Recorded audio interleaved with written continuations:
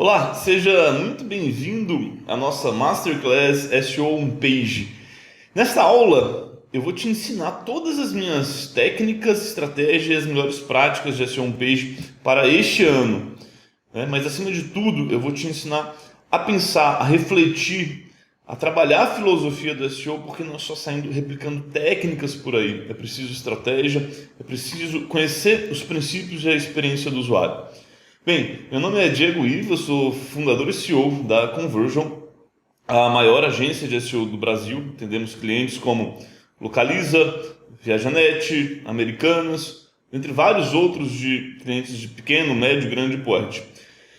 E essa Masterclass é uma aula profunda, tá, pessoal? Eu sei que só os fortes vão ficar até o final, porque é um conteúdo denso que tranquilamente poderíamos ter cobrado algumas centenas ou até milhares de reais pelo conteúdo que está aqui. São conteúdos presentes em nossas consultorias e que vai exigir bastante atenção e dedicação sua, né? Mas por outro lado, quem ficar aqui vai conhecer exatamente o que eu tenho feito este ano em minhas otimizações on-page. Também vou abrir resultados, dados sigilosos até, que eu tenho obtido, mostrando exatamente o que eu faço e como você também vai poder replicar aí para ter bons resultados.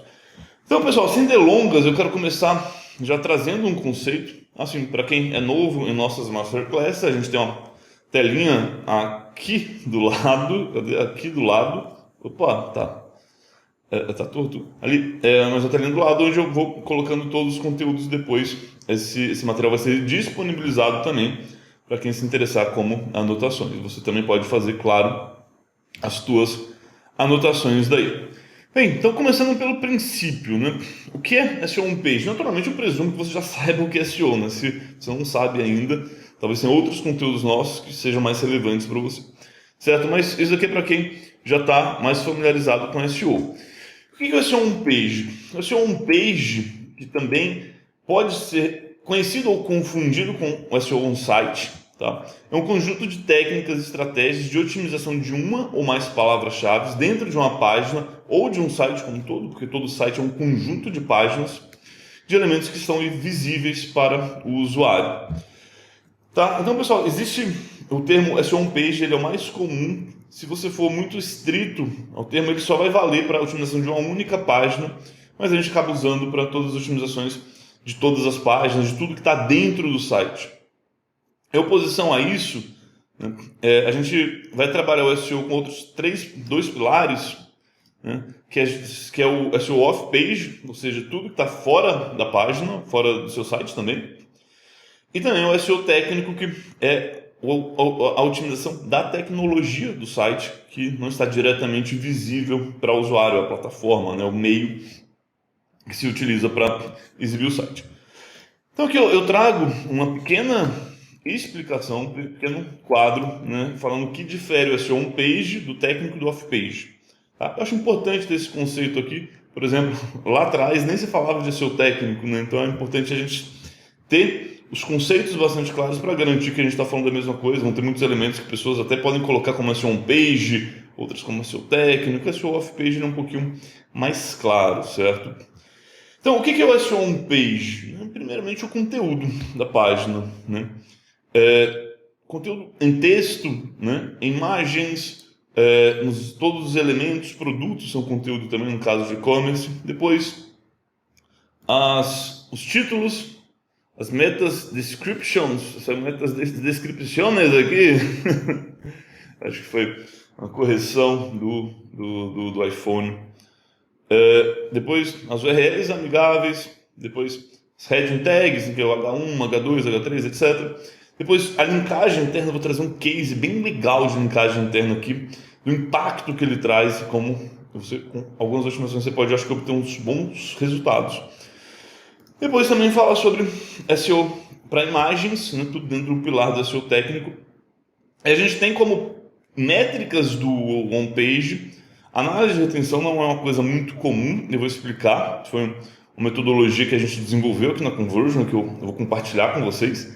Depois as métricas de comportamento do usuário, que aqui nada mais é do que o GA, né, o Google Analytics, né? Depois no off-page, nós vamos né, trabalhar a autoridade do site. A gente não vai falar de off-page hoje, tá? Isso provavelmente vai ser uma próxima masterclass. Ativos linkáveis, que são conteúdos e páginas que outros sites gostariam de ter mais probabilidade de linkar, depois vai gerar menções e backlinks. As métricas aqui são autoridade de página e de domínio. Depois SEO técnico, que vai trabalhar muito a velocidade do site, os dados estruturados, a canonização, sitemaps, robots, dentre vários outros elementos. E a gente vai ter como fator principal, como métrica principal, agora os Core Web Vitals, né, que recentemente foram implementados como fator de ranqueamento no mobile e mais recentemente no computador, no desktop. Tá certo, pessoal? Então aqui a gente tem um panorama do que é de fato o SEO on-page, do que a gente está falando aqui. Né? E acho que vem a pergunta, né? Por que o SEO on-page ele é tão importante? Né? O SEO on-page ele é o caminho mais rápido para você obter resultados em SEO, nas otimizações on-page. É claro que o SEO ele sempre vai levar médio ou longo prazo para obter resultados consistentes, né? Mas ações assertivas, especialmente no seu homepage, podem gerar resultados no curto prazo. E aqui acho que vale falar, né, que a gente pode trabalhar, né, vou colocar aqui. Então, ele pode gerar, ações assertivas podem gerar, não é garantir que vai gerar, resultados no curto prazo. Aqui a gente vai trabalhar muito com a ideia de quick wins. Né? O que são quick wins? São espécies de experimentos, né, são implementados tendo em vista algum ganho específico, né? E aqui é importante que todos os envolvidos no projeto assinam aquela implementação, né? Porque tem algumas implementações que vão dar certo, outras que não vão dar certo. Isso faz parte implementação, né? Faz parte do jogo, coisas que vão dar certo, coisas que não vão dar certo, tem que testar. Esse SEO é movido a testes, né? Existem metodologias disso que mais para frente eu pretendo trazer também. Estou trabalhando uma metodologia nova aí. E o SEO on-page, diferentemente, por exemplo, da SEO off-page, que é complexo conseguir links, com gerar autoridade de marca, uma das coisas mais difíceis, e também do SEO técnico, que envolve muita implementação, trabalhar com times de tecnologia. A gente sabe que o backlog ele é sempre muito extenso, sempre é um desafio priorizar as implementações de SEO. O SEO on-page, não, por outro lado, ele é mais fácil de implementar, especialmente quando aquele site usa um CMS, né? Content Management System, um gerenciador de conteúdo como WordPress ou um Avtex, uma loja integrada, um Shopify, um Magento, no caso de e-commerce, ou muitos outros CMS de conteúdo também, né?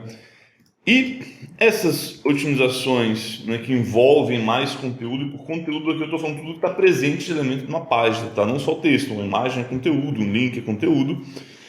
Eles vão determinar fortemente a experiência do usuário dentro da página. Então, são otimizações que podem gerar bastante impacto, tá certo? Então, assim, o SEO on-page é fundamental, é o dia a dia do SEO, é onde mais se trabalha e também onde mais tem concorrência. Então é importante você conhecer o funcionamento, conhecer todas as melhores práticas e aproveitar cada uma das oportunidades. Como funciona o SEO on-page?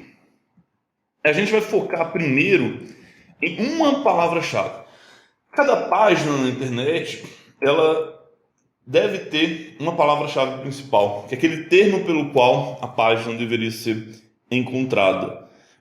Caso ela tenha mais de uma palavra-chave que deva ser encontrada, importante, tá? Talvez faça sentido ter duas páginas. Exemplo, né? Você imagina que você tem um e-commerce de produtos esportivos, você tem a palavra camisetas de futebol, né? Você tem uma outra palavra-chave, né? Bola de futebol. Cada um desses produtos, dessa categoria, deve ser uma página específica, tá certo? Mas agora, né, será que faria sentido ter outras páginas, por exemplo, a bola de futebol de couro, de plástico? Talvez não. Então você tem que pensar qual que é a unidade mínima da sua página Mas para falar sobre pesquisa de palavra-chave, eu não vou entrar tanto nisso daqui. A gente recentemente publicou um guia de palavra-chave, tá? Que vale a pena você dar uma olhada, né? Você baixar esse material. Tá? E como, né, depois que você tem a palavra-chave, para onde você vai? Você vai aqui para a intenção de busca. Pessoal, a intenção de busca é o principal fator de ranqueamento, tá certo? Não tem para ele é o principal, ele é o maior de todos. A partir do momento que a pessoa digitou uma palavra-chave, se ela digitou bola de futebol de couro, ela não quer ver uma bola de futebol de plástico, né? E ela provavelmente não quer ver um texto contando a história das bolas de futebol de plástico. Muito provavelmente a intenção dela, ao digitar bola de futebol de plástico, é poder ter acesso a ofertas, né, de lojas confiáveis, com bom custo-benefício, que ela possa realizar aquela compra daquele produto. Então, é o que a gente tem que pensar aqui agora, né? Que o SEO não é só sobre palavras-chave. Você não vai sair colocando palavras-chave no site. Você vai construir experiências baseadas na intenção de busca. E aqui está o pulo do gato. Tá? Aqui está o grande desafio. Muitas vezes você vai ter páginas pouco otimizadas que respondem à intenção de busca do usuário e elas ficam melhor posicionadas. Eu tenho feito muitos testes em que, com alterações de conteúdo que não envolvem mais inserção de palavras-chave, muitas vezes pelo contrário, a gente consegue um melhor ranqueamento porque passa a trazer informações que fazem mais sentido para o usuário, ou até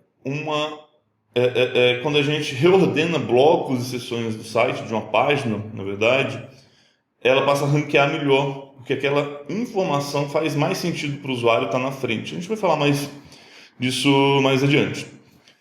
Tá? Se você se interessar por esse assunto, que eu acho que ele é bastante vasto, ele é uma das coisas mais importantes de SEO, no ano passado, né, eu publiquei também uma masterclass, né, tem alguns materiais no nosso site sobre intenção de busca.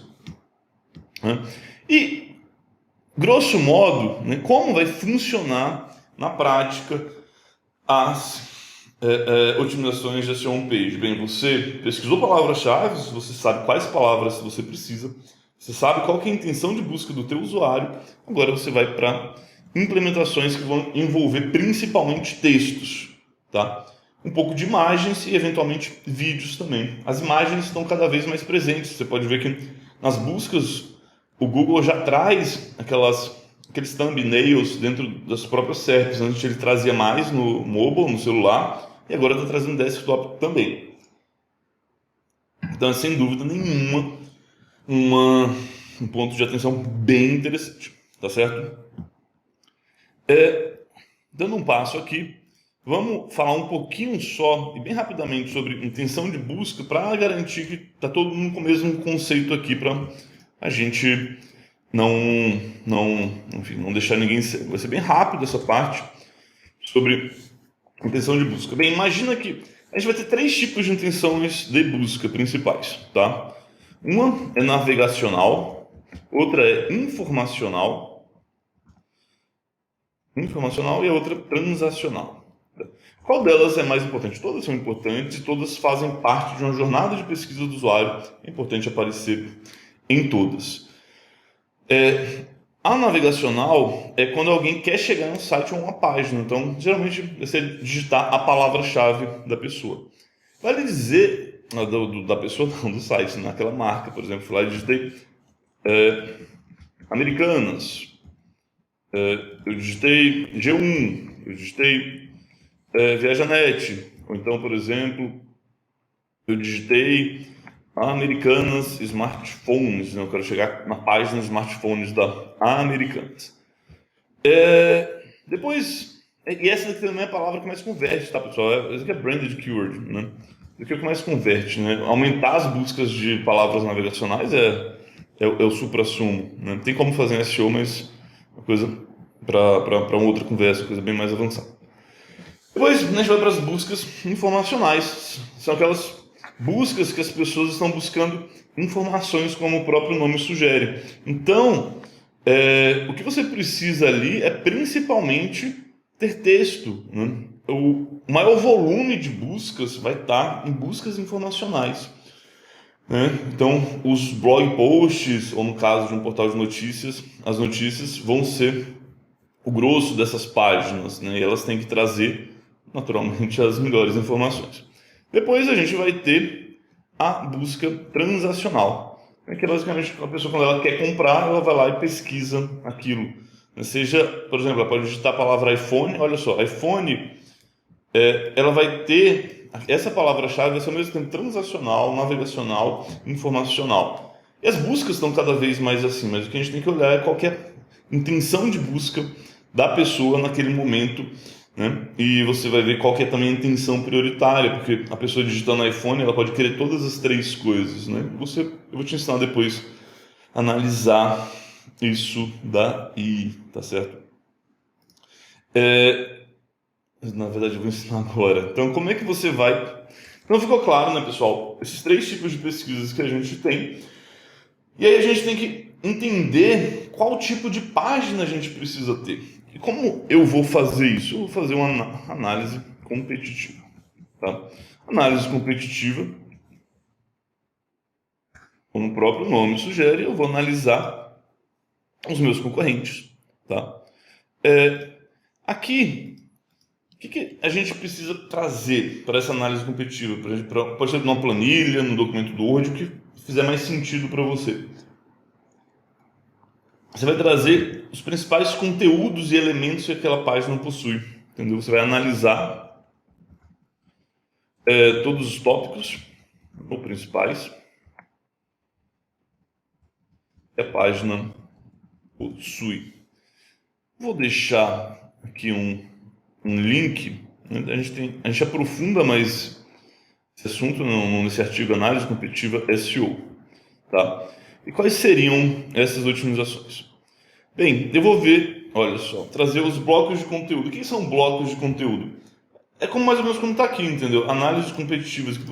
Esse aqui é um H2, tá? Um título 2. Isso aqui é uma seção, tá? Então, assim como esse daqui é uma seção maior. Esse aqui deveria ser o H2, né? Na verdade. Esse daqui, olha só, H3.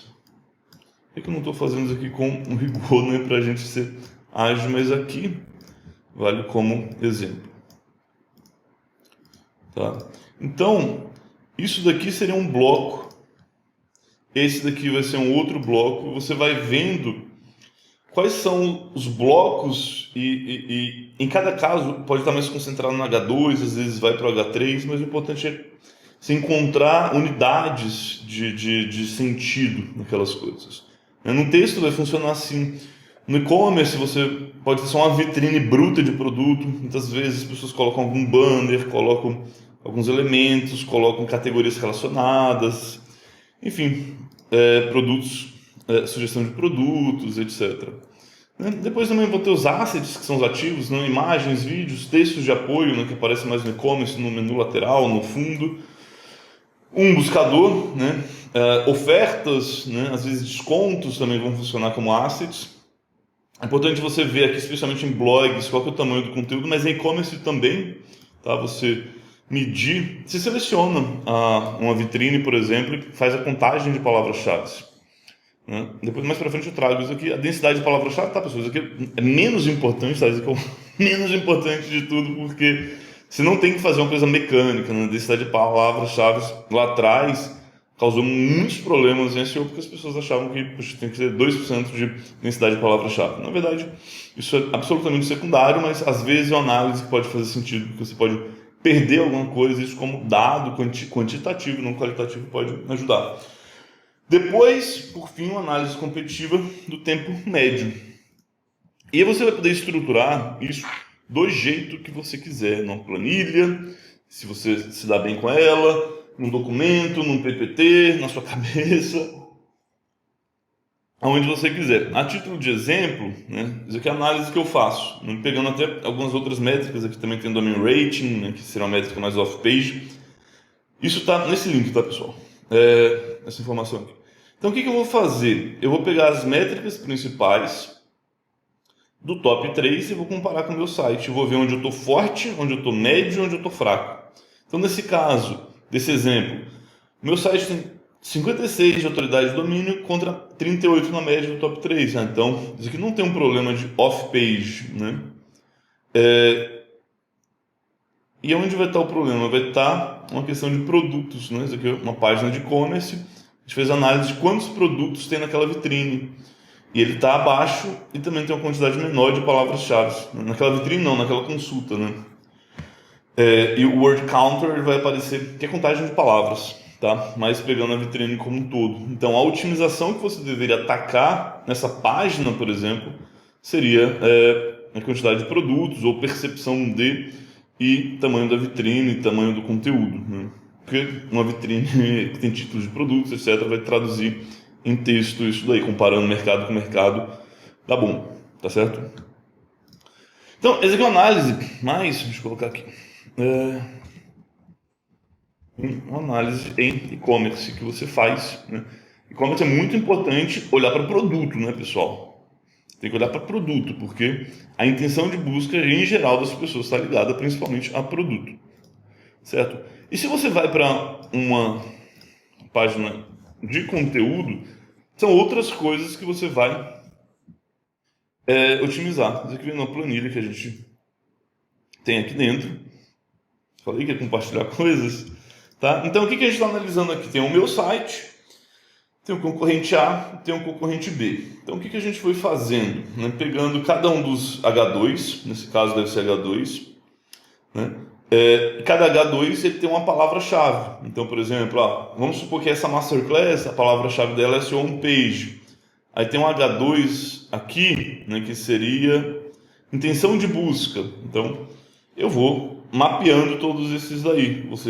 A depender, você tem que entender se faz ou não faz sentido. Você poderia, por exemplo, pegar o H3. Então, por exemplo, análise de estrutura da página textual. Né? Análise textual de estrutura da página, mais elegante. Né? Então, a gente pega todos os blocos que existem, né?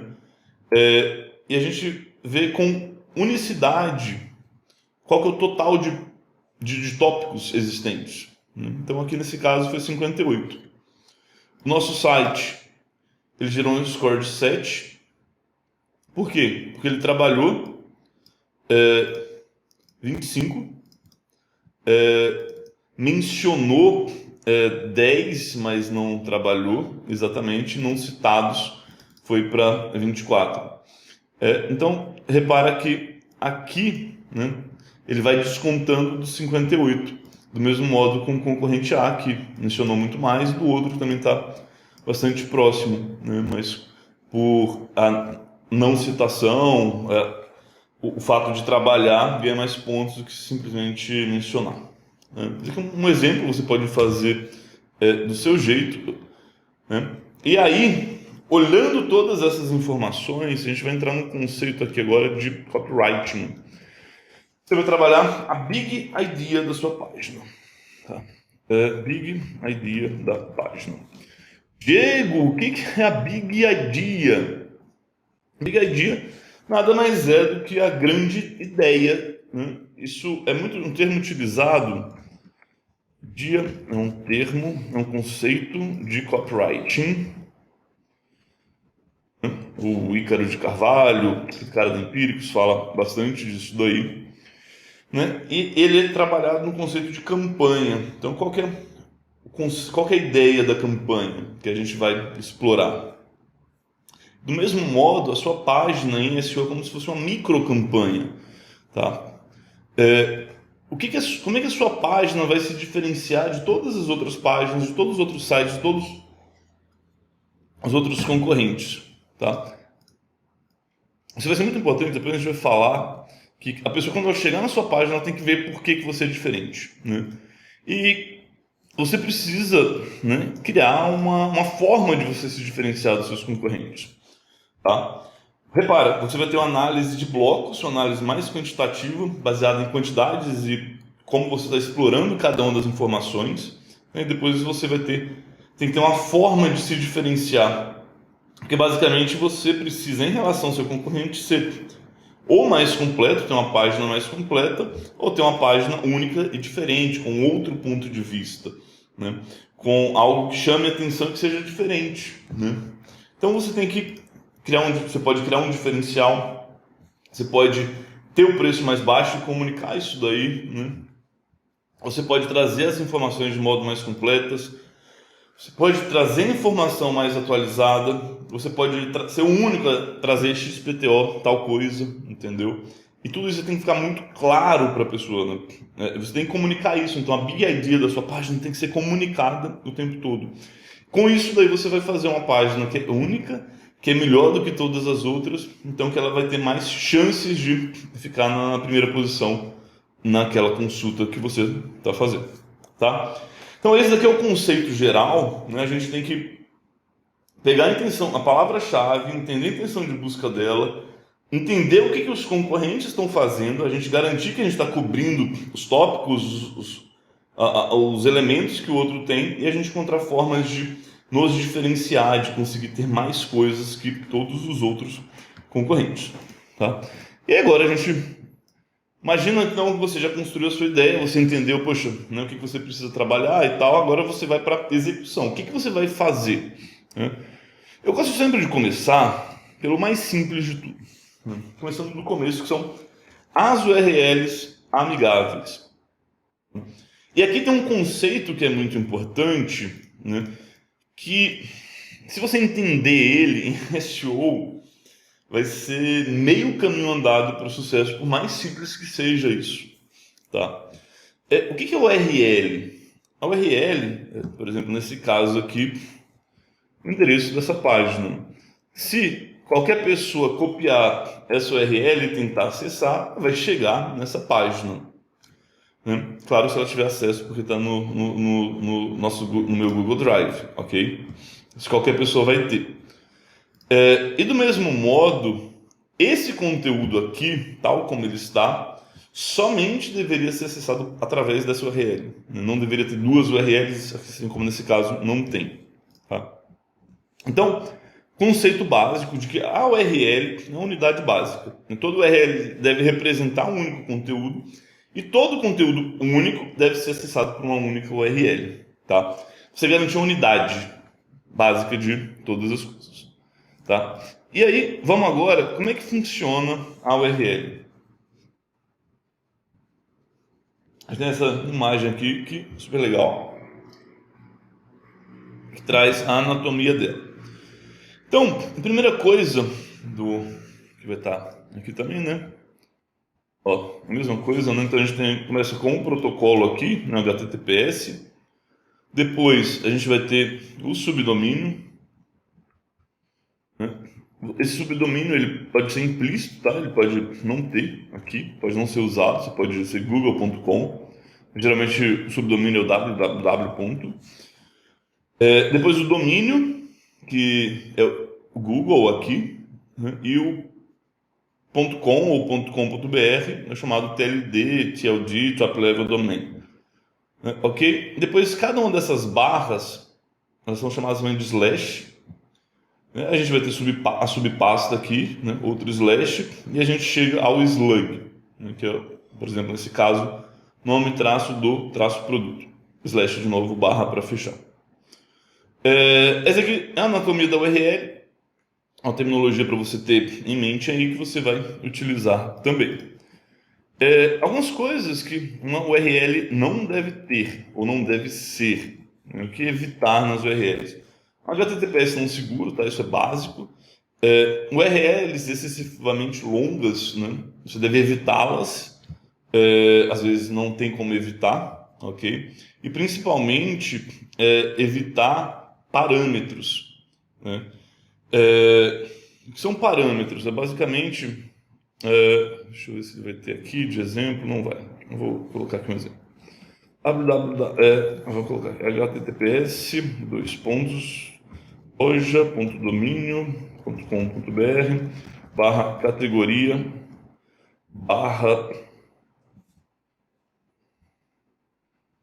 filtro igual preço baixo, mais baixo, tá?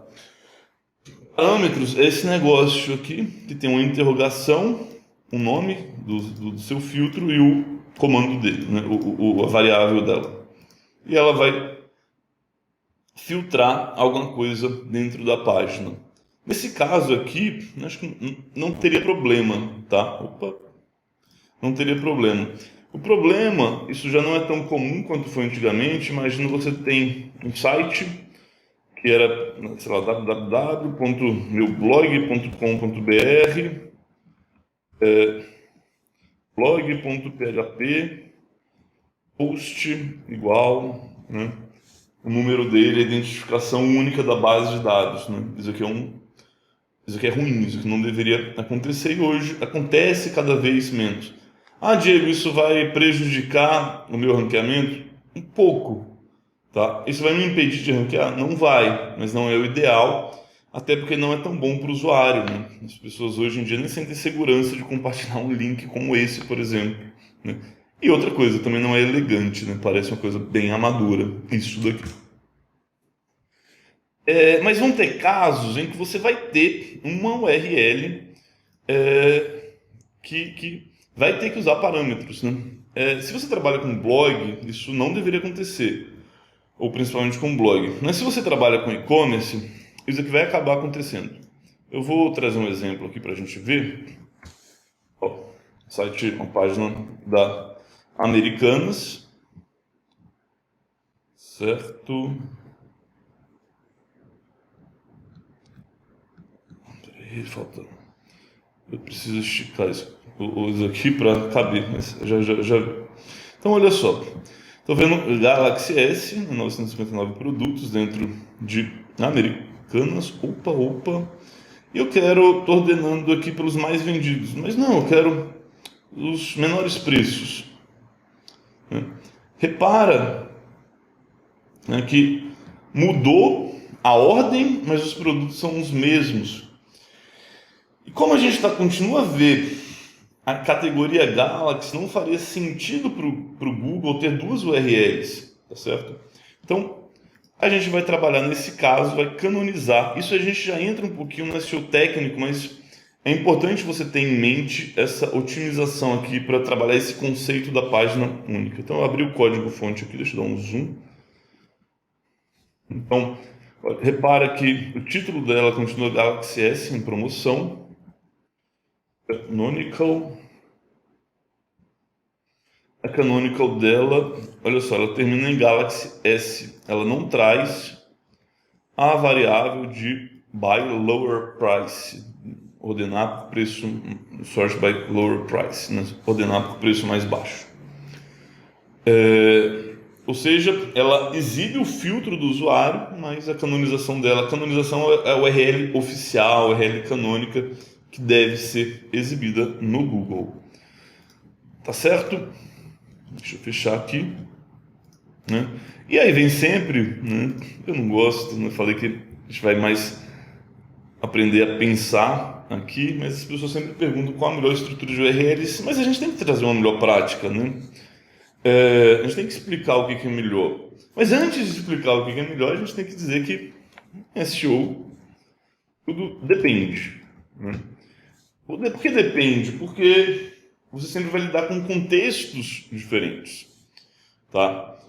Você vai ter que trabalhar dentro daquele contexto. Se você está num site em WordPress, tem uma alta flexibilidade na sua URL. Mas não é total, tá? Mas não é total. Se você está numa plataforma VTEX, você tem uma média flexibilidade.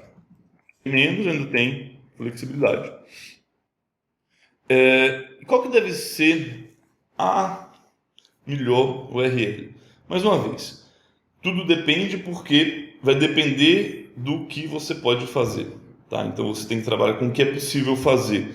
Em SEO você não pode tentar imprimir, determinar como as coisas devem ser. Você precisa adequar dentro daquele contexto o que é melhor que pode ser feito, né? Então SEO sempre vai ser o melhor que pode ser feito. Mas, de modo geral, como que são as melhores URLs, tá? Quando a gente tem o slug, né, que é o último bloco da arquitetura, da estrutura da URL, você vai trabalhar sempre a sua palavra-chave. Então vamos supor que você está utilizando o Galaxy S, a palavra-chave é essa, ela deve estar dessa forma, preferencialmente entre slashes ou entre barras, e o mais próximo possível do domínio. Então, de modo geral, né, o ideal seria loja.com.br/galaxy-s.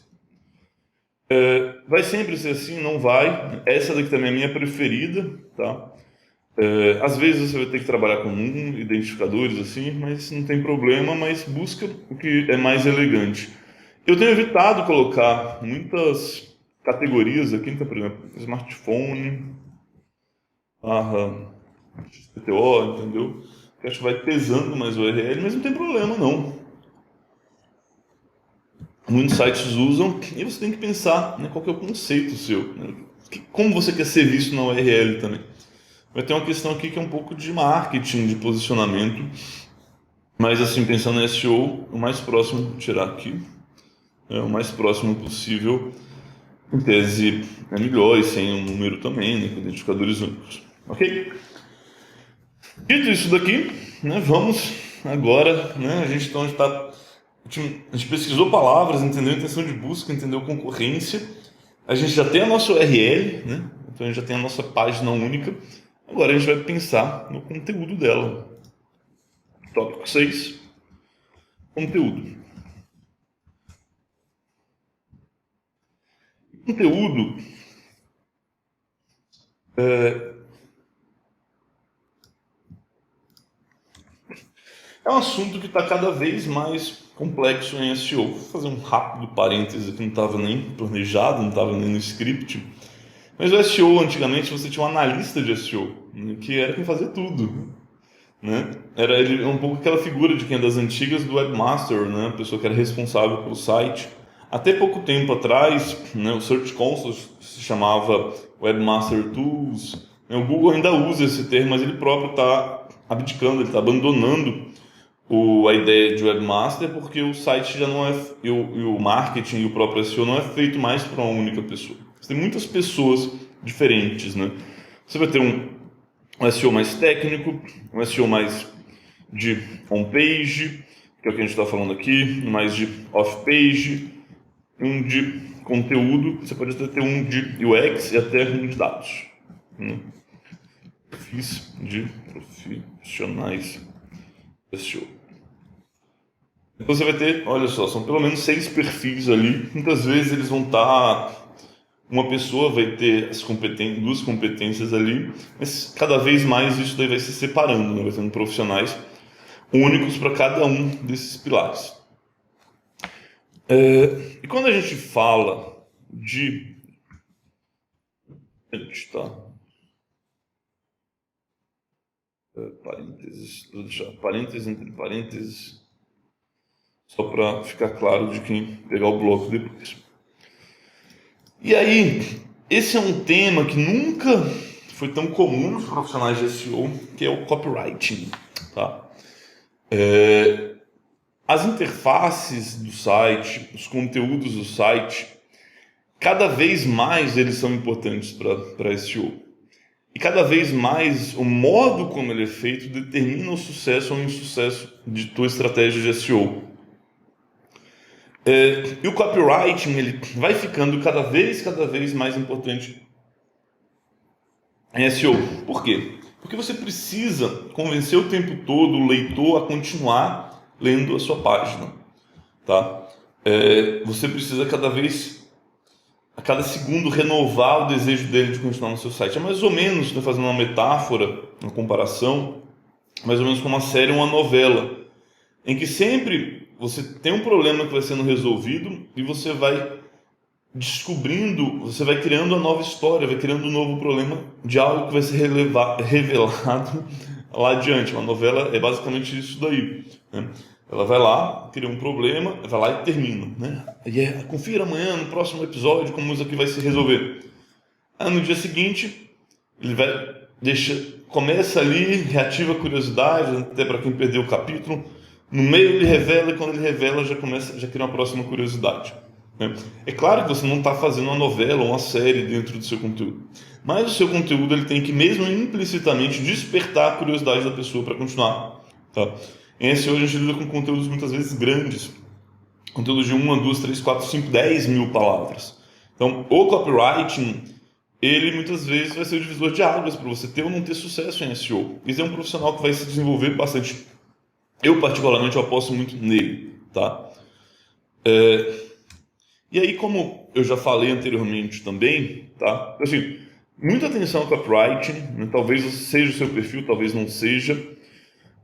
Um pouquinho mais para frente, eu vou trazer algum exemplo que talvez isso tangibilize um pouco mais.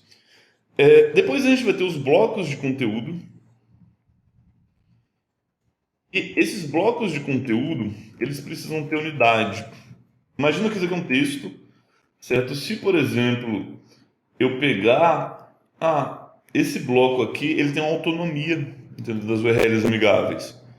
Isso é importante porque você não pode fazer com que a leitura desse bloco aqui, ela necessariamente dependa da leitura de alguma outra coisa, tá? Porque senão isso vai virar um livro literário. Você não pode pegar um livro do Dostoiévski, do Machado de Assis, e começar a ler da metade.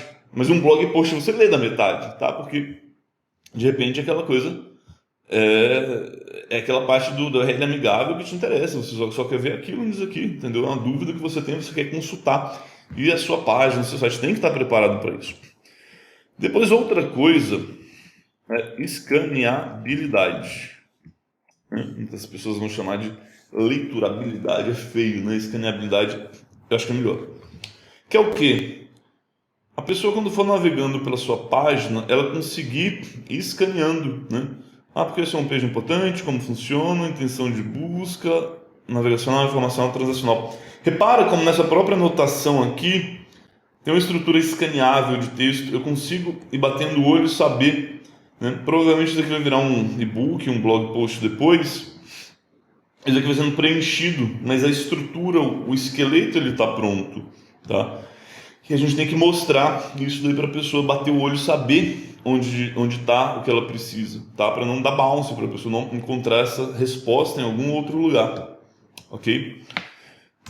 Depois, muito importante, pensar no conteúdo mobile first, né? Você vai ter muitos sites cujo texto ficam difíceis e ruins de serem lidos em mobile first. Por quê? Porque se tem um problema essencial nisso. Todos os conteúdos eles são escritos num Word, num Google Docs da vida, num Notion, whatever. Só que eles não vão ser lidos no desktop também, né? No B2B, lê desktop. Você provavelmente vai ler o nosso conteúdo, provavelmente está assistindo o nosso vídeo a partir de um desktop. Mas quando você vai para sites B2C, eu não tenho dado exato, mas acho que mais de 70% das pessoas já consomem a partir do celular.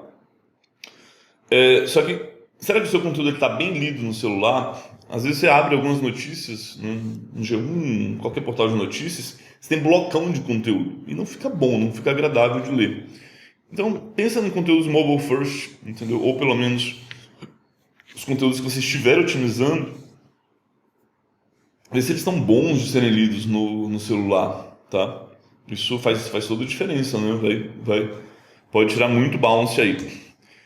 E aí, eu vou falar, você primeiro vai falar, não, mas isso eu já sabia, mas tem algo depois disso, tá? Que é o quê? Evite qualquer tipo de enrolação.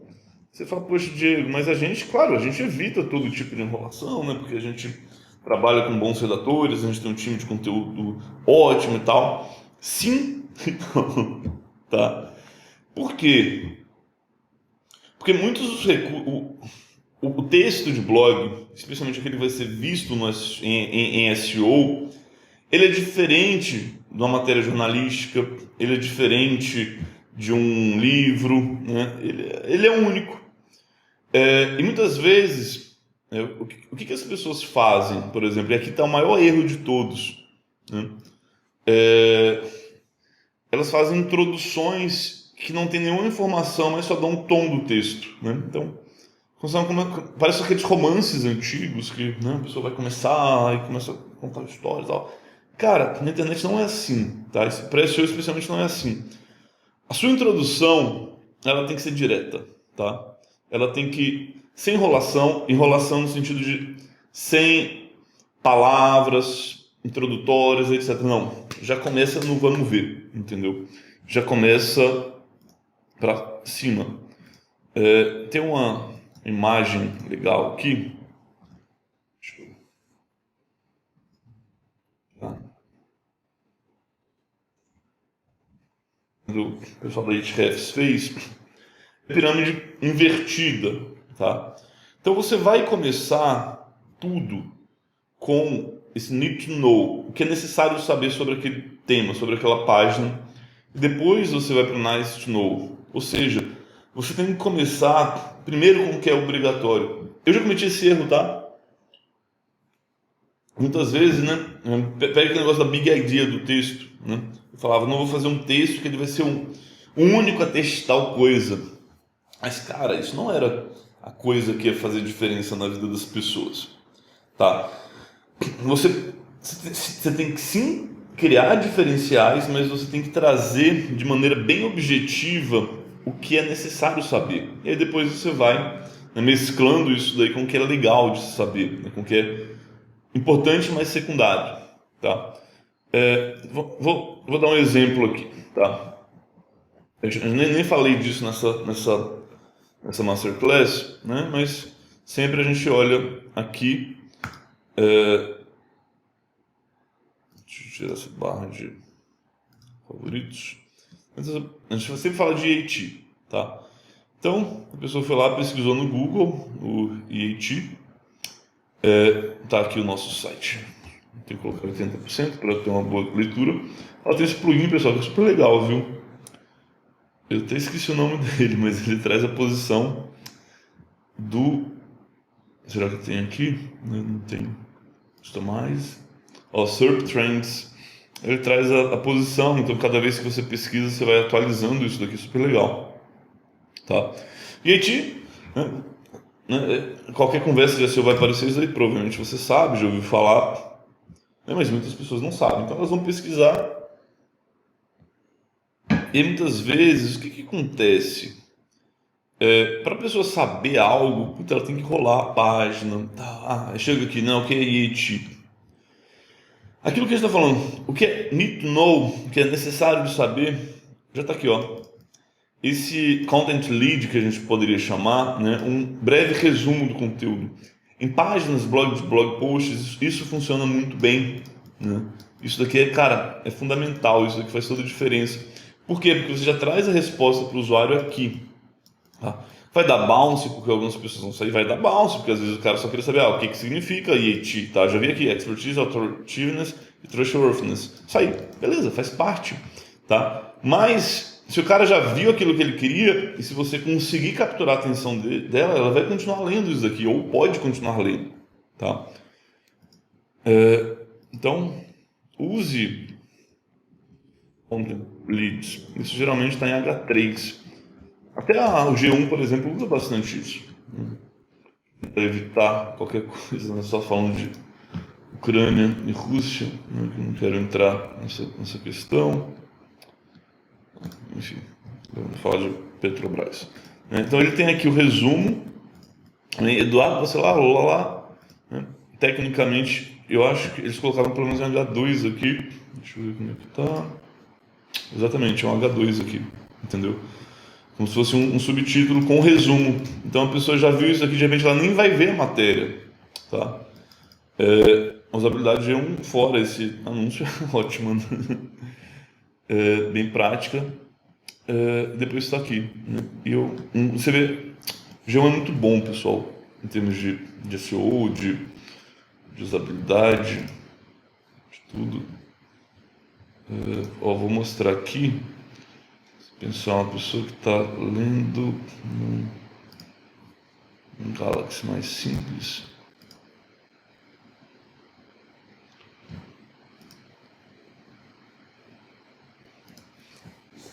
Peraí, fechei.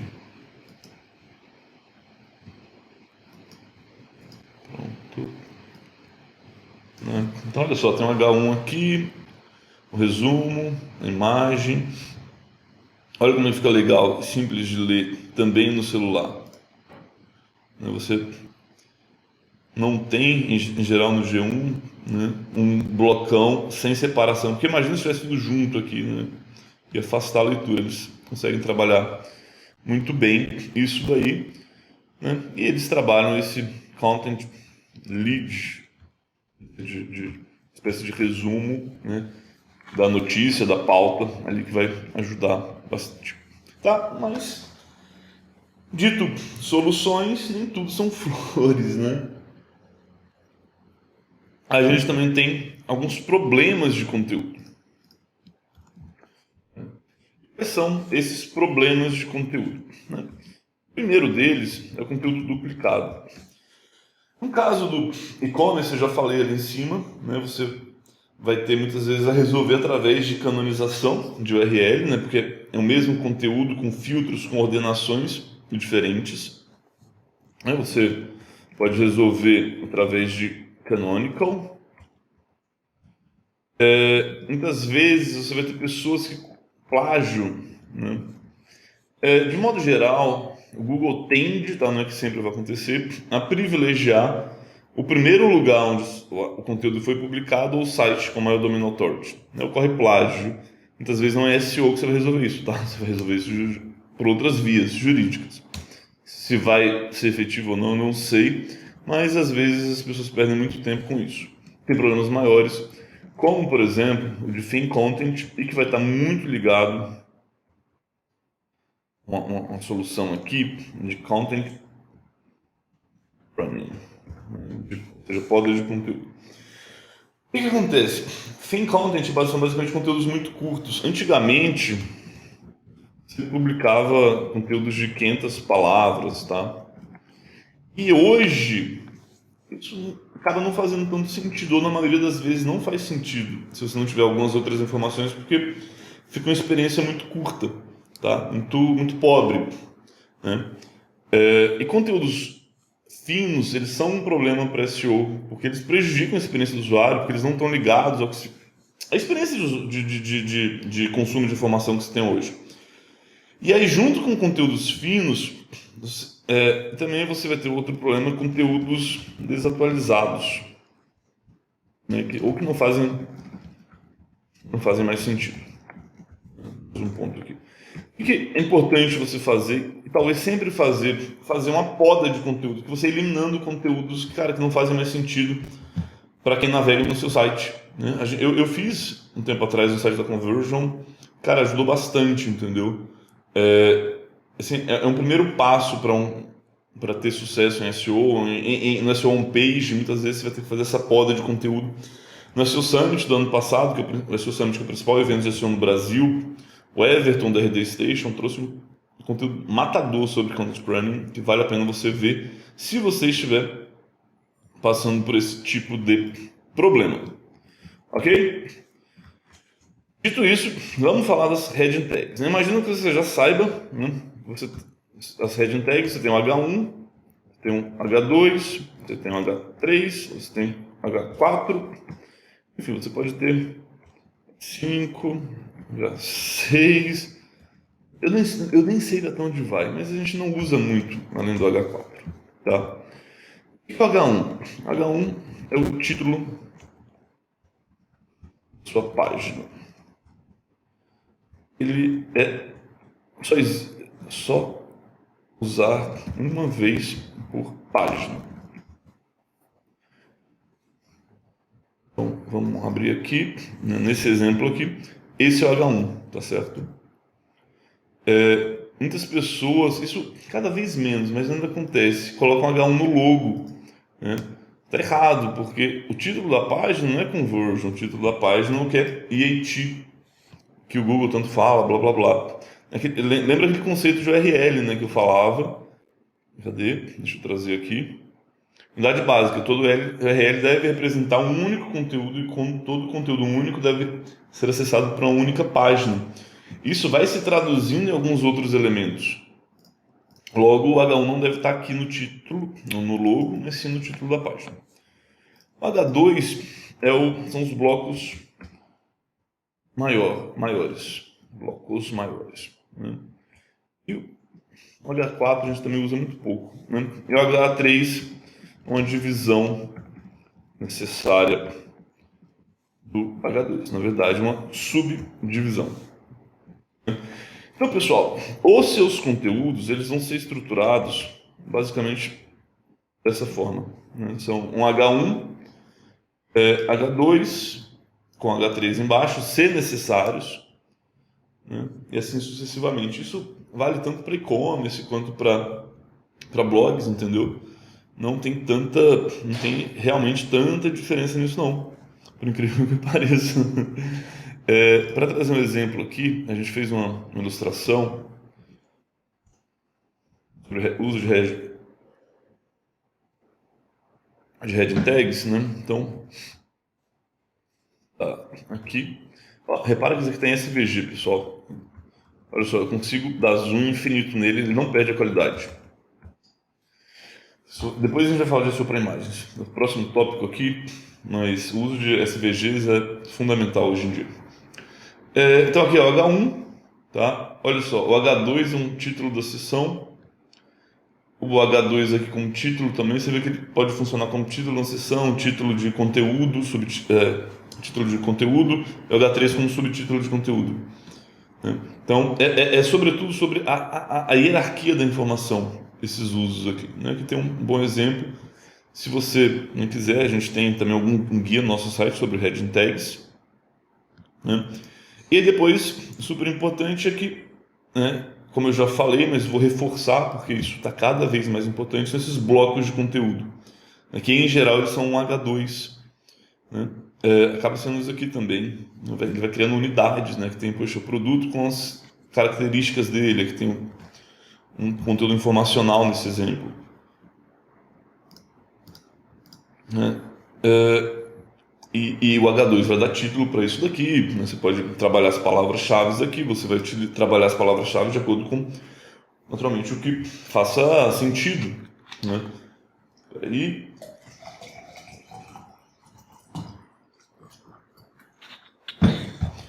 com o que faça sentido, não só para ter a palavra-chave. É claro, né, que todos os elementos são palavras-chave também, que você poderia encontrar e a pessoa visualizar, certo?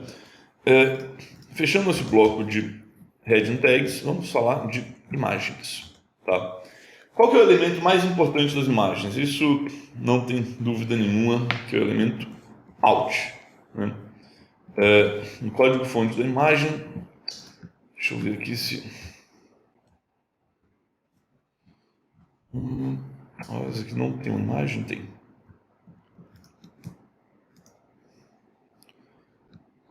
Agora tá aparecendo no...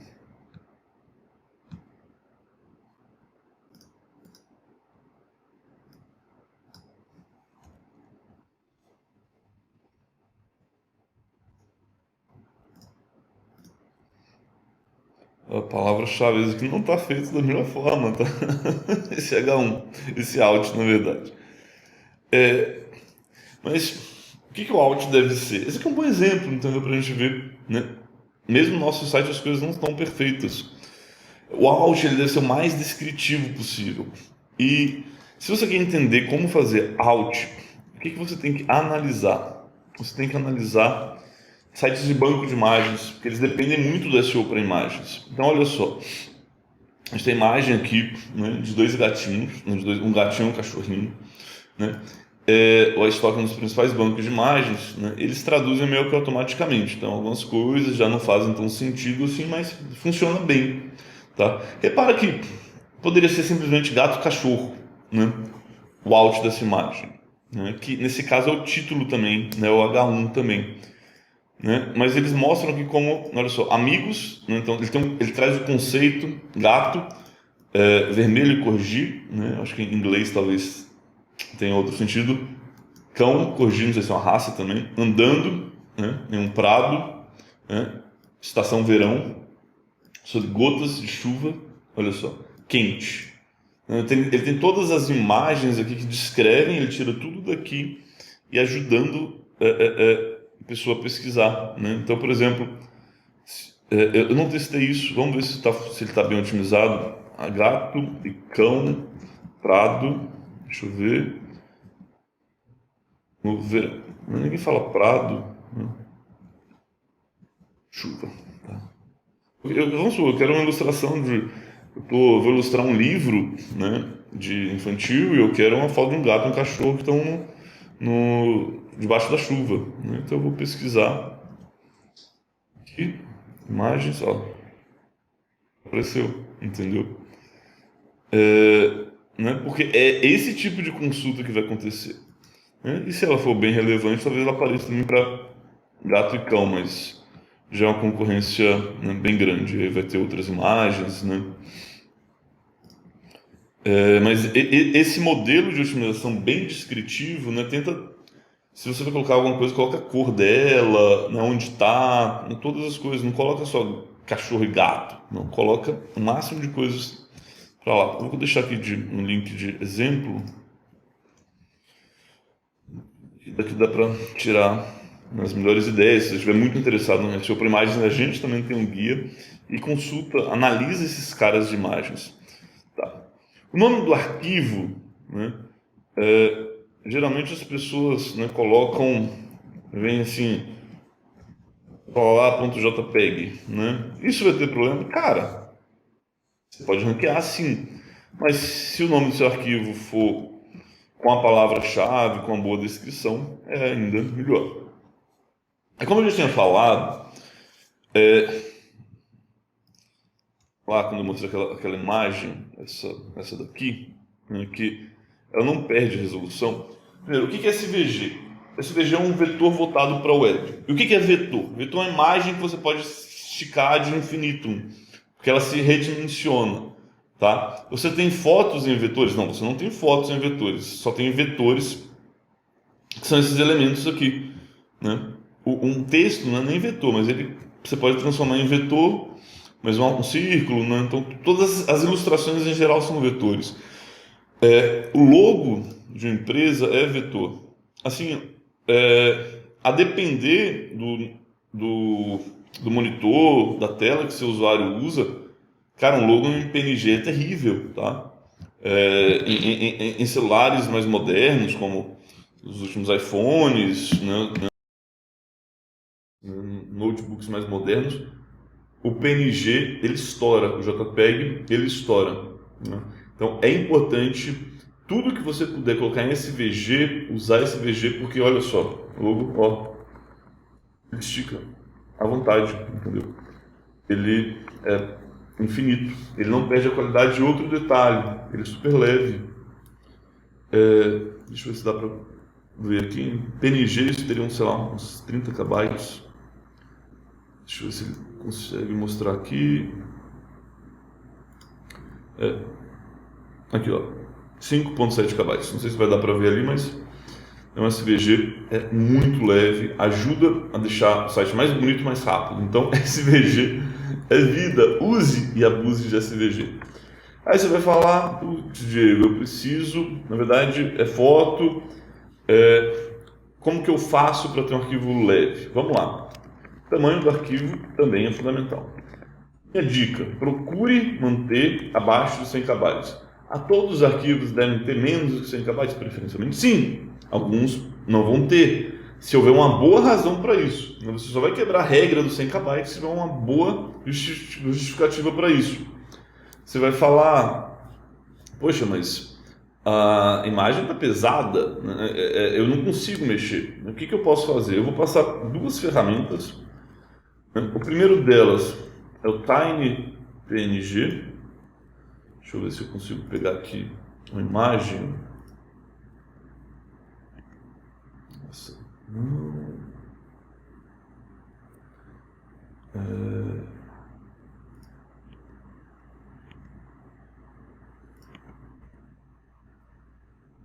Essas horas aqui.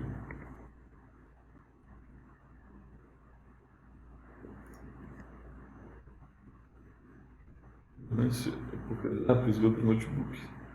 Tá, então a imagem do Round 6, 1.4 megabytes. E ela foi para 418, né? Economizou 70%. Você fala, poxa, Diego, muito bom, mas você falou que deveriam ser 100 KB, na verdade. porque acho que não é o suficiente, né? Tem um outro site, né, que ele vai te ajudar a redimensionar isso daqui, né? Então, primeiro, Tiny ele é melhor, tá, na compressão, mas o iLove IMG ele também cumpre bem o papel. Então vamos supor, beleza, ele está grande, 1280 de largura, só precisa de 800 de largura. Mantém a proporção, você vai redimensionar aqui, né? E depois de redimensionar você já pode descarregar, né, baixar ele. Já foi aqui para 196 KB, ficou até mais baixo. Agora você continua aqui, clica em comprimir imagens, pronto, ele foi para 209, não foi tão baixo ainda, né? Na verdade tinha para 628, mas aí você vai ter que trabalhar, mas de qualquer modo você consegue já comprimir bastante isso daí. Essa foi a imagem aleatória que eu peguei, cada caso você vai vendo. E isso aqui é uma dica para te adiantar a vida, mas o ideal é você combinar com o seu time criativo para eles mandarem imagens já dentro desse padrão. A gente conseguiu fazer isso aqui dentro e a qualidade aumentou bastante, né? Então é isso daqui, o principal de imagens é isso, né? E coisa que dá para ter já bastante coisa, né? Então assim, nome do arquivo, alt correto e tamanho da imagem são as coisas, sem dúvida nenhuma, principais. A gente entra agora no nosso sétimo tópico, links internos, né? Vamos lá. Olha só, sempre se falou, né, sempre se falou que links internos são importantes. Eu sempre concordei com isso, né? Sempre você ia aplicando e isso dava certo. Aí, faltava um estudo disso no Brasil. Em 2020 a gente fez um estudo, o maior estudo de SEO no Brasil até hoje, salvo engano, e a gente viu que dentro da nossa amostragem, né, tinha uma grande correlação entre sites estarem nas primeiras posições e receberem mais links. Tem algumas distorções aqui, mas, né, de modo geral, existe uma tendência disso daí. Eu estou trazendo isso daqui como o link interno, como um tópico, ele poderia estar incluso em outro lugar, porque é um grande ponto de atenção, tá? Sim, pode ser que você tenha muitas oportunidades. Eu quero compartilhar com vocês 2 experimentos que eu fiz, né? Com palavras-chave com head keywords, né? Que são aquelas palavras-chave de topo de funil, com maior quantidade de busca, mais concorridas também. Eu tinha uma palavra-chave que estava na 16ª posição e com um conjunto de otimizações ele foi para a 10ª posição.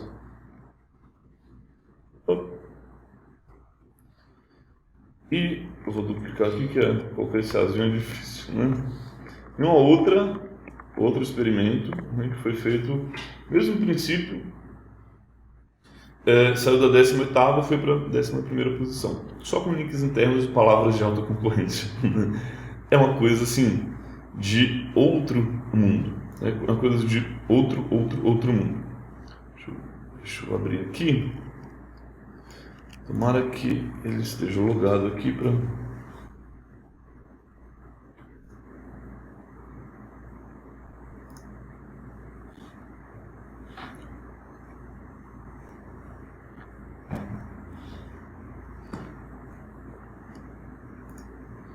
Notion é super legal, né? Essa palavra e-commerce, né, saiu da posição inicial, foi para a 10ª posição.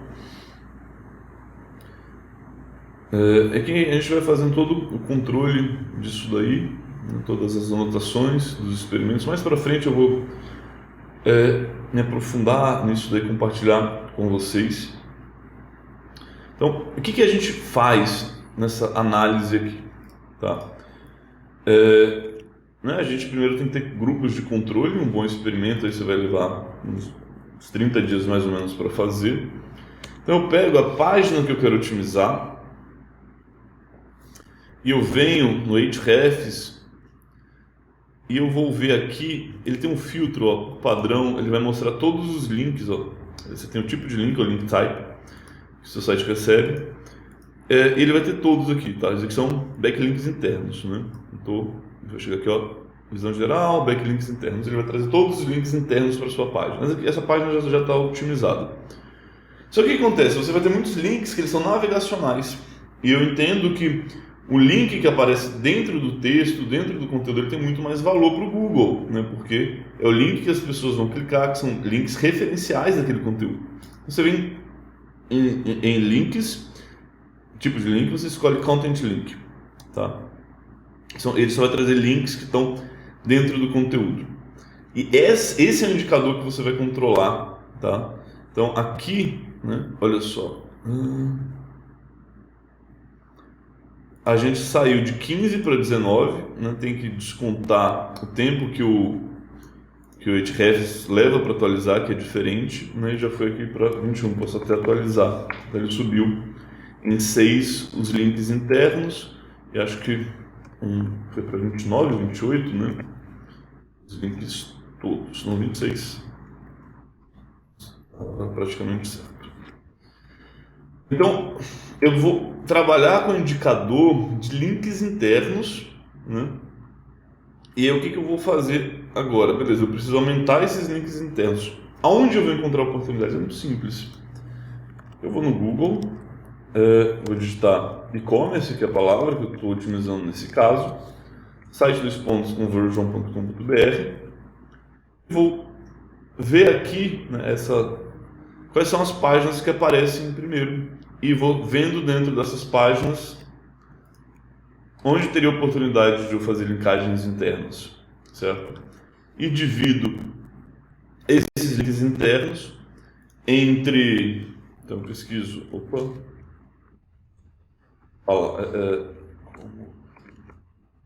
colocar no Ahrefs aqui, filtro por tipo de link content ou conteúdo, como oportunidades. Você vai pesquisar ou palavra-chave site dois pontos domínio.com.br. E aí você vai encontrar esses links. Eles têm que ser bons, eles têm que fazer sentido, né? Mas quando você tem esses resultados assim, acabam tendo boas oportunidades ali, tá? E quais foram os resultados, né? Essa daqui é uma página que a gente tem feito várias otimizações, vários experimentos, e olha só que interessante. O SEMrush, né, pessoal, ele vai calcular o tráfego potencial. Esse experimento ele começou ali no comecinho de janeiro, né? Então essa página tinha 225 visitas em potencial estimadas, né, pela metodologia do SEMrush. Em janeiro já salta para 2.626, né, porque essa palavra-chave foi aquela que sai do final da segunda página e vai para o início da própria segunda página, e com ela carrega muitas outras palavras. E aqui são otimizações que foram continuando, né? Então não é só uma coisa que você vai fazer, né? Todo esse trabalho dessa página, muitas vezes tem site que não tem esse tráfego no SEMrush de 4.700, né? E uma única página tem isso daqui. Ele vai crescendo com esses conjuntos de otimizações, que são só otimizações on-page que estão sendo feitas, tá certo? E exatamente o que está aqui, entendeu? Com uma metodologia de experimentos, com pensamento de SEO e UX. Tem uma masterclass do mês passado chamada SEO Experiência do Usuário, que eu recomendo muito você ver. E nos próximos meses a gente vai trazer esse material de experimentação em SEO, que é muito importante, é um divisor de águas. Agora, o próximo tópico, né, que é aquela otimização mais comum de todas, né, a otimização de snippet.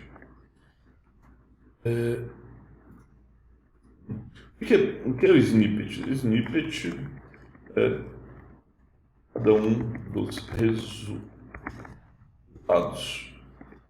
aparecem na SERP, na Search Engine Results Page.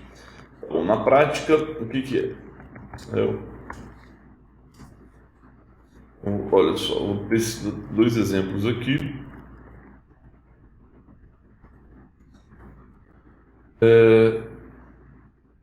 Olha só, a palavra VTEX SEO, a gente está aqui na terceira posição, e olha só, já tem um problema aqui, né? Então, o snippet, primeiramente, ele é formado da URL, do título da página e da metadescrição, né?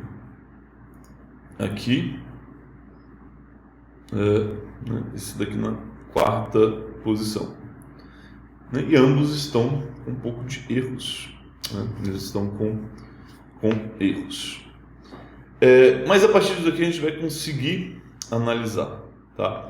A primeira coisa, né, vamos começar aqui pelo título, tá, do snippet, né? O URL a gente já falou, certo? Vou copiar aqui. Esse plugin acho que eu já falei para vocês também, acho que é SERP Trends. O snippet é isso. Já falamos. Títulos. Nosso H3. Então, os títulos eles têm basicamente algumas regras, tá? O primeiro deles é que a principal palavra-chave deve estar à esquerda. Aqui, heading tags, né, que é a palavra principal deste conteúdo. Em todos os casos vai ter, não, em alguns casos não vai estar tão à esquerda, não vai ser em absoluto à esquerda, mas ele deve estar mais próximo da esquerda, e na medida em que você tem experiência, você vai poder ir jogando com isso daí, né? Mas via de regra ele tem que estar à esquerda, porque a pessoa vai bater o olho lá, vai ver que é aquilo que ela está buscando. Uma coisa que é importante, né, que esse título de página, por mais que você escreva, o Google tem reescrito os títulos, né? Por quê? Porque ele percebe que muitas vezes o título que aparece aqui, né, acho que vocês sabem, eu vou abrir aqui, né, ele é o elemento title, né, ele está aqui em cima, e ele é diferente do H1. Acontece que muitas vezes as duas coisas não batem e o Google entende que é uma manipulação, que é um prejuízo para a experiência do usuário. Então ele tem reescrito alguns titles, ele lançou um update em 2021, intensificando isso daí. Ele voltou um pouco atrás, mas muito provavelmente ele vai dar continuidade quando ele conseguir estar assertivo, mas ele continua reescrevendo, tá? Tem até uma pesquisa da Zip aí que ele fala bastante disso daí, né? De percentual de reescrita e tal, tá? Depois, deixa eu abrir aqui, só um segundo.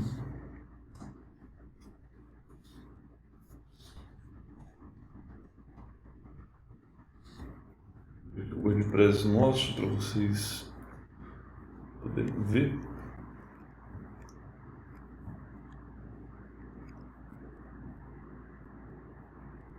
Certo, fiz login,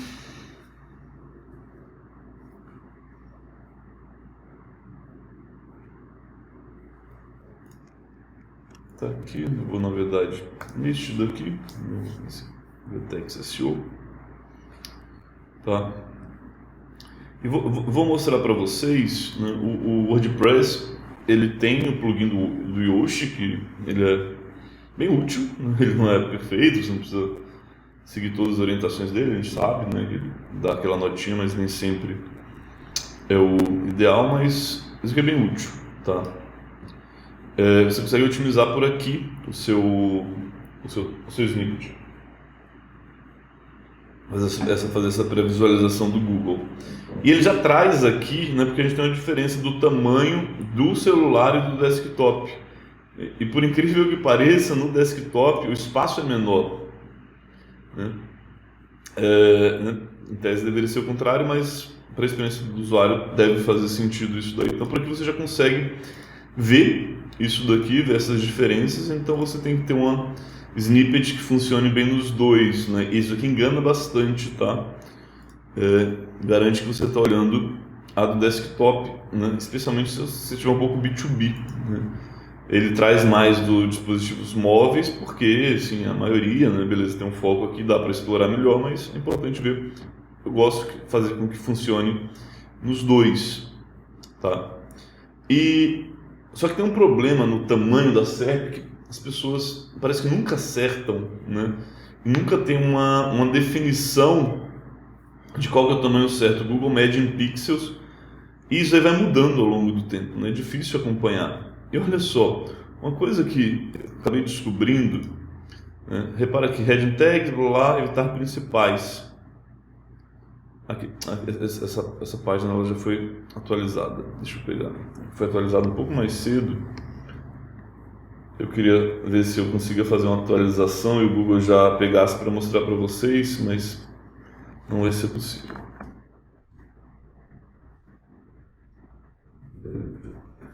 Show. Olha só, o guia definitivo da minha plataforma então o title dessa aba é praticamente o mesmo, né? Aqui só veio um tracinho a mais, que aqui não veio, mas de modo geral é o que fica mais próximo, é a coisa mais fácil de testar também, se o seu title tá ou não tá bom. Então tenta ver na aba, ele é um bom indício de como vai aparecer ali na SERP do Google, tá?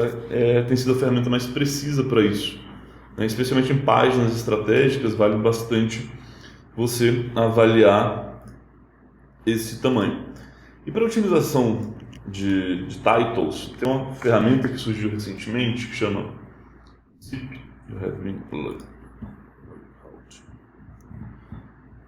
Lá.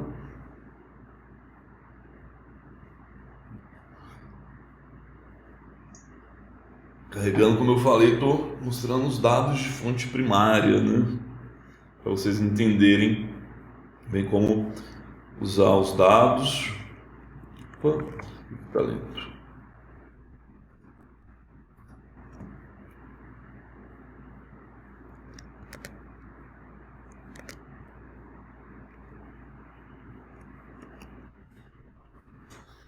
Por que ele não está carregando? Deixa eu abrir uma outra aba aqui.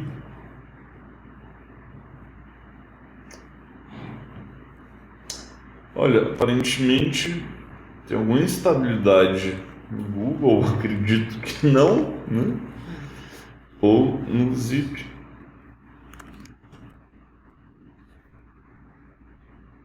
Aparentemente é no Zip, com certeza. Não está carregando aqui.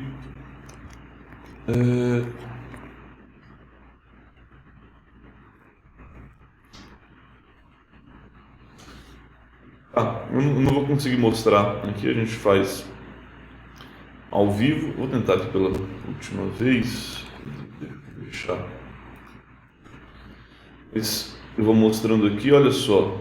Ele tem aqui uma telinha. O que ele faz? Ele se conecta ao seu Search Console, ele vê quais são as suas top keywords e ele gera um title score e te permite editar através da própria plataforma dele, com conexão via API no WordPress, então ele já altera lá, ou o que eu acho mais sensacional, a conexão com o Cloudflare, ou seja, ele edita e faz alguns experimentos, algumas otimizações diretamente na sua CDN, então é muito mais rápido, tá? Enfim, e isso daqui de Top Keywords é um bom insight para você editar suas titles, tá? É muito legal mesmo, né? Porque é importante que a sua title tenha as principais palavras-chave, né? Desde claro que faça sentido para o usuário, né? Não custa dizer isso daí. E para a gente fazer ao vivo aqui, né? Eu preparei uma segunda parte, espero que essa daqui funcione. A gente vai otimizar esse guia da VTEX, né? Você viu que estava com um problema aqui. Guia definitivo na plataforma DE. Poxa, é um título ruim, né? Ainda mais que as pessoas... B2B é muito desktop, né? Tem que funcionar bem. Olha só, esse technicalseo.com é um site super legal, que traz um monte de ferramenta. Como é que eu passo para desktop aqui?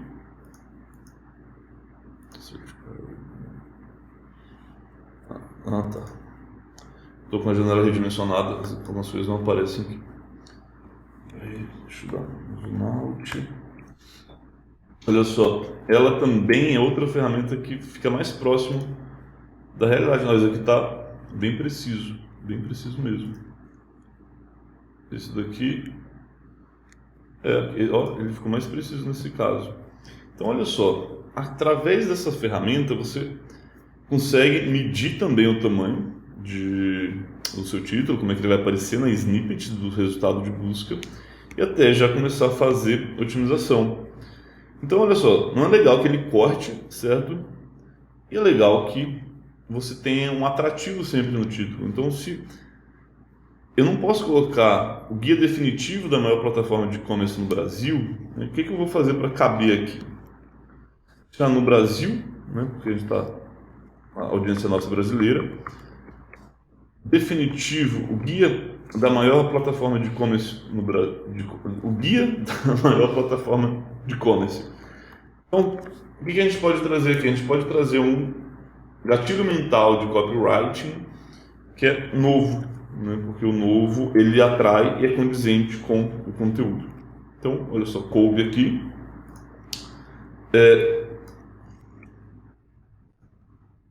Vamos lá, vou editar aqui.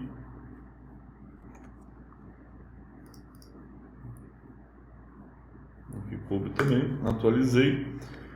Vamos ver se quando você vê esse vídeo, quem sabe já foi atualizado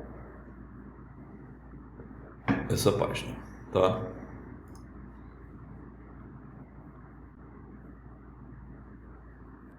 Conferindo, né, novo guia da minha plataforma de e-commerce, talvez.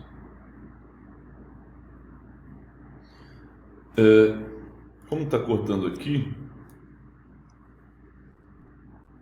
eu vou editar de novo.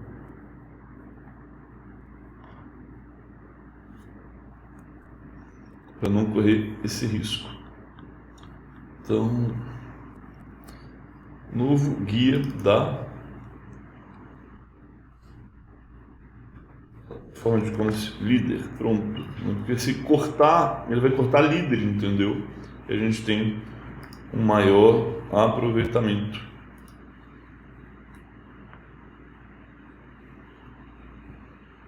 Pronto, tá lá. Você vê como é que é útil essa janelinha do Chrome. Novo guia da maior plataforma de e-commerce, ele cortou o C.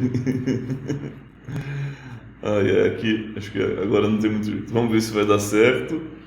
Né? Tomara que dê certo, senão a gente otimiza depois. E SEO é isso, SEO é um trabalho de eterna reotimização. Tá? Por fim, a gente vai ter aqui embaixo a descrição, né? Que é a meta description. Então vamos lá, ela não é fator de ranqueamento, tá? Você tem que usar ela com foco em copyright, ou seja, para atrair o clique, tá? Tem que ser uma boa descrição aqui. E a boa descrição, a boa description vai influenciar no CTR, que influencia no ranqueamento. E algo que tem aparecido bastante, deixa eu ver se nessa tem. Essas buscas não tem, mas são aquelas imagens de snippets, né, que aparecem, que vão estar aparecendo ali aquele negocinho rosa, então é a thumb, vale muito a pena colocar, né? Acho que cada vez mais vai crescer isso, tem no celular até mais forte, mas no desktop já tem aparecido bastante também, tá certo? E vem uma coisa aqui, né, que eu falo com muita parcimônia, que é como indexar rapidamente a sua página, tá? Vamos lá, você foi lá, fez uma alteração, você precisa que a sua página, aquela otimização vá para o ar agora, vamos supor que, cara, tem um super erro nessa página nossa de SEO para VTEX. Você vem no Search Console seu, cola o URL aqui em cima,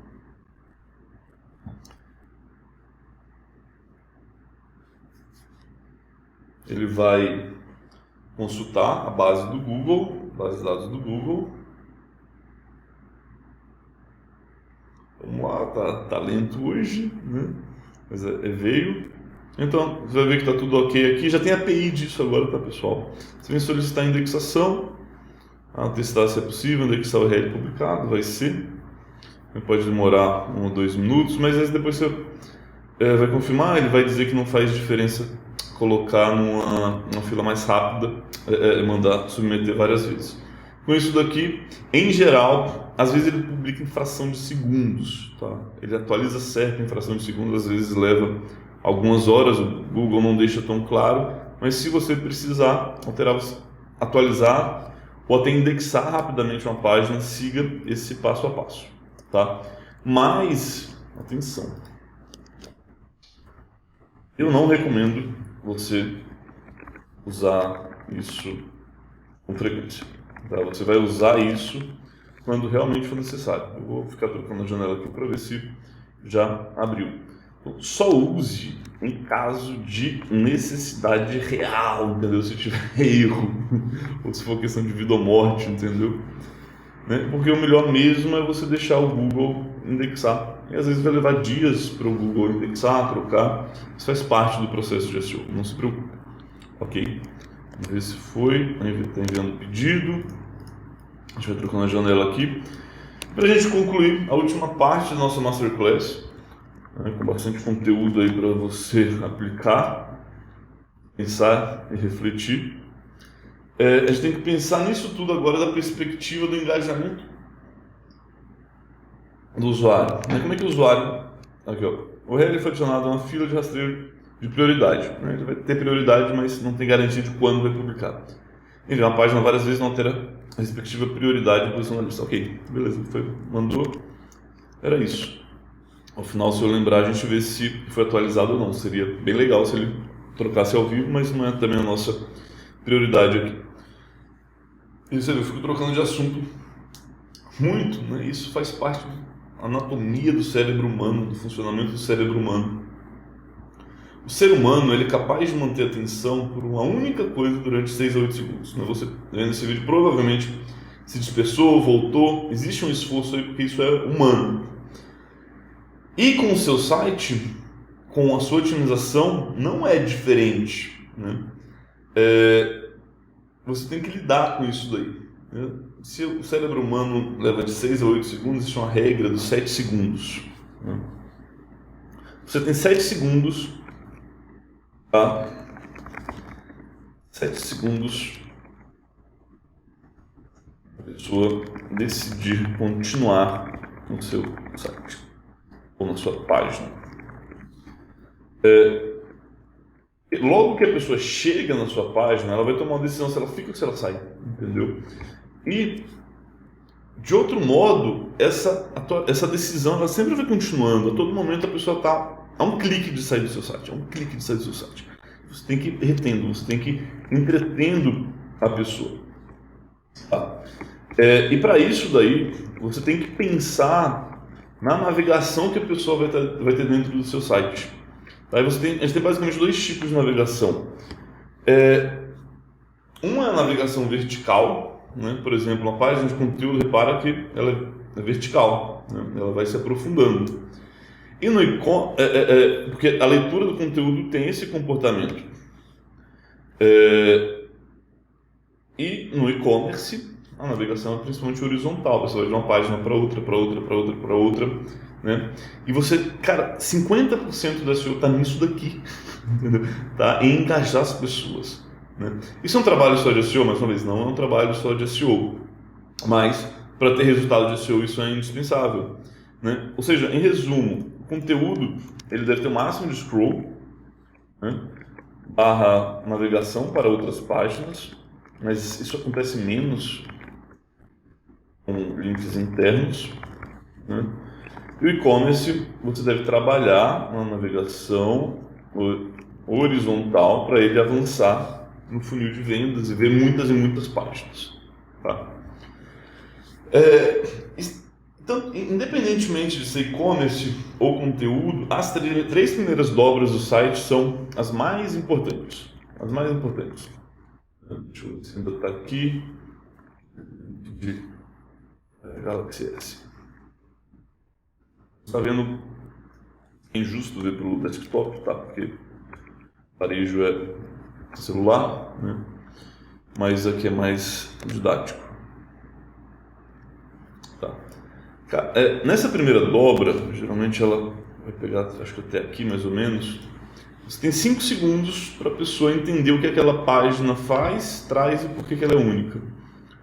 Como a gente já disse, aqui a gente coloca a resposta principal que a pessoa vai precisar, né? E nas próximas dobras você tem que ser direto, entendeu? Você tem que e desde o princípio ir trazendo informação. Então, se é conteúdo, você tem que trazer informação. Não sem blá blá blá, sem enrolação, direto, trazendo informação. E se você está no e-commerce, vai trazendo ofertas, vai trazendo coisas, tags de preço, de baixo preço, de desconto, de parcelamento, né? Tudo. Né?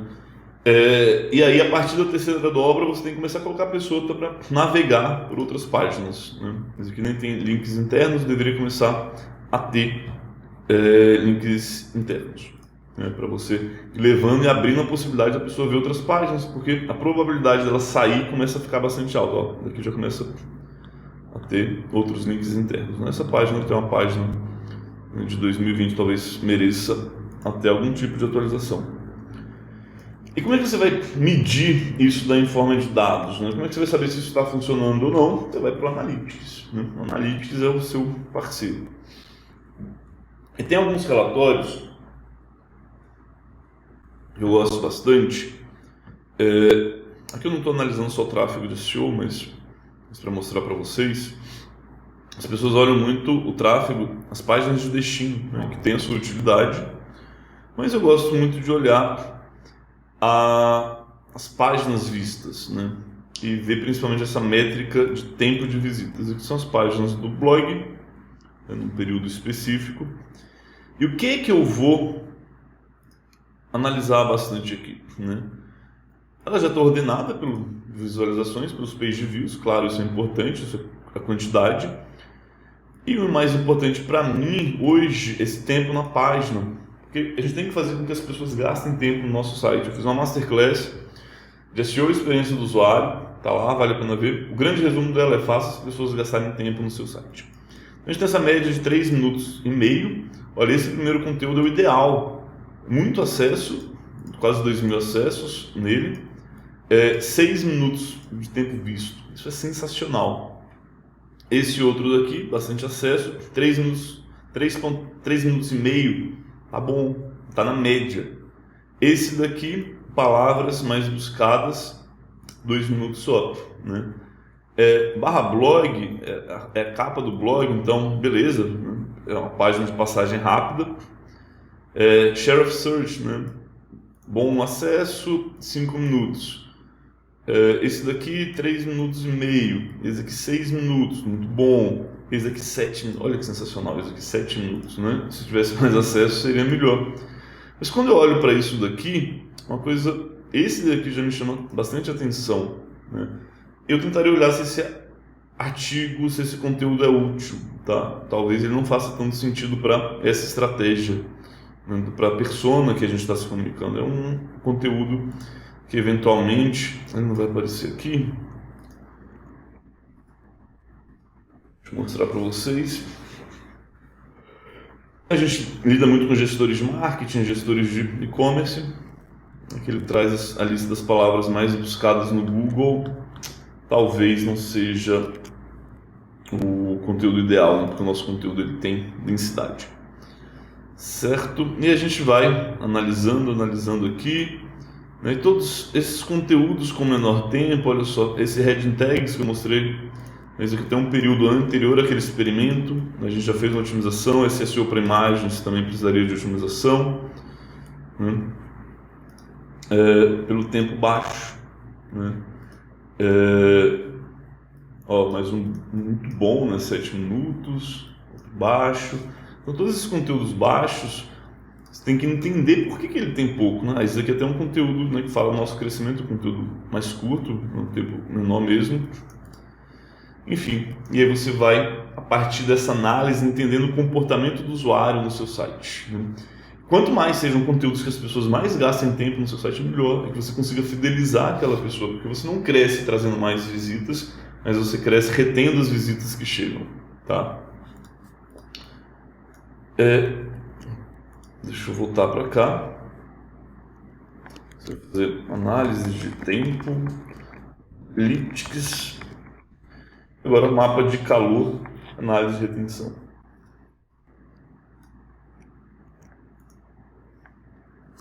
Eu já deixei aberto aqui? Ou não? Deixa eu ver se é mesmo. Acho que você já ouviu falar do Clarity da Microsoft. Se você acompanha a gente, provavelmente já ouviu. Então, por exemplo, olha só, a gente pega esse conteúdo aqui, na seu pré-imagens, que tem um baixo tempo, e a gente vai ver aqui qual que é o comportamento dele. A gente vai ver o mapa de calor, né? E a gente vai separando aqui por blocos, né? Então, talvez fique mais claro que é o primeiro bloco, a capa. A gente tem a introdução, então 77,42 leram a introdução, 72 ficaram até essa otimização de imagens, e aí 65% mais ou menos ficaram até, porque é importante otimizar imagens para o Google, tal, e assim sucessivamente. Aí o que a gente vai fazer? A gente vai transportar esses dados para um planilha que eu chamo de análise de retenção. Aqui. Eu vou colocando cada um dos blocos. Lembra? Por isso que lá atrás eu falei de pegar blocos. Coloco a capa aqui e vou vendo qual que é a retenção. Aqui é a retenção total. Eu pego a retenção relativa porque não seria justo eu comparar a capa ou mesmo a introdução com esse daqui, porque seria uma retenção muito mais baixa, né? Então eu pego a retenção relativa, que é ela em relação, né? Eu divido a retenção pelo que tinha sido retido, e aí a gente tem uma retenção relativa. Desse modo eu consigo ver onde estão os maiores problemas. E aqui estão. Aqui a gente tem um problema grande na introdução, né? A gente tem uma retenção só de 78%. O ideal, né, nas minhas experiências, é de 80% para cima. Quando abaixo de 80% está perdendo demais. Sempre vai perder, mas vai perder menos de 80%. E aqui a gente vai criar alguma hipótese, vai estar ligado aos experimentos que a gente vai falando mais adiante. Então, usar o próximo bloco como introdução, adicionar índice. Esse era até um artigo que eu acho que tinha aquele blá blá blá, então tinha enrolação. Não era enrolação, não. A pessoa vai com uma coisa mais direta. Então, a gente está fazendo a otimização aqui, deixando isso tudo mais direto, né? E esse daqui também, né, tem a análise aqui do que vai mudar. Então a gente escolhe um bloco ou outro e vai fazendo essa otimização, entendeu? Isso daqui é muito poderoso, porque a gente passou pela palavra-chave, né? A gente passou pela intenção de busca, passou pela otimização de todos os elementos, né? E passou pela otimização do engajamento do usuário, porque no fundo é isso que importa. E com essas otimizações aqui, você vai conseguir retroalimentar e pensar em sites, por exemplo, pois qual que deve ser o seu title, o seu H1, né? Muitas vezes a gente tem uma baixa retenção, já na capa no H1, cara, é aqui que eu tenho que atacar, entendeu? Dá para gerando bastante insight mesmo, né? Enfim, e aí você vai gerando os seus resultados. Pessoal, é isso. Eu espero que vocês tenham gostado dessa Masterclass. Agradeço o tempo de vocês, a paciência, a audiência, e recomendo que você assista as nossas outras Masterclasses.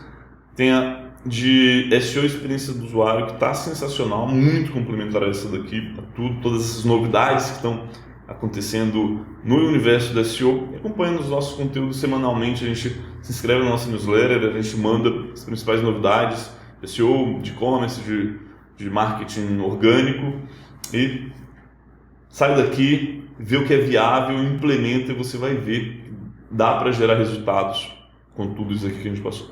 Tá certo? Então, um abraço e até a próxima.